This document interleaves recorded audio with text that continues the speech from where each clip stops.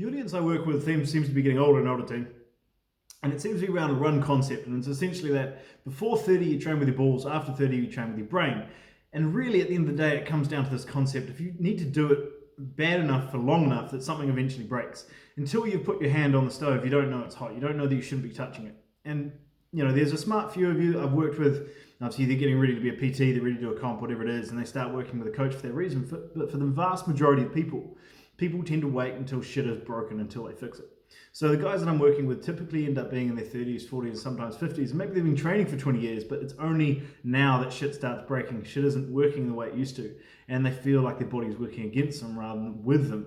When you're in your 20s, it doesn't matter what you do, because even if you're doing it wrong, most people aren't getting the feedback in order to really move forward. So the reason I asked a lot of these questions in this group is not to make you feel like shit. It's to make sure that you're actually aware of what's progress, what's making you move forward. If you're putting in 5 kilos but you just got fatter, or you just put all that weight in your front delts when your chest was your weakness, then is that really progress? So asking those bigger questions, so you're being smart about your training and making sure that long term, this is actually a progression and a shift in your life you're looking to make. If you want to feel like you're moving forward in training, you actually have to feel like it's progress.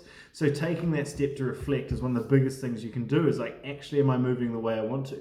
If you're getting so big that you feel like you're a water buffalo walking down the street, or you can't run, or your knees hurt every time you touch the stairs, that's not progress. And I've been in this position before where I was looking at weight as my goal. It's like, cool, I'm going to get to 110, I'm going to get to 120. And shit, once I got there, I was like, I feel so good in the gym, I feel so strong, but everywhere else I feel like shit. And I'm like, is that really progress? So looking at that goal, how is training supposed to be an asset to your life? If you're feeling great in your own skin, you feel strong and athletic, how does that make you show up as a better man for the people around you, better man or woman?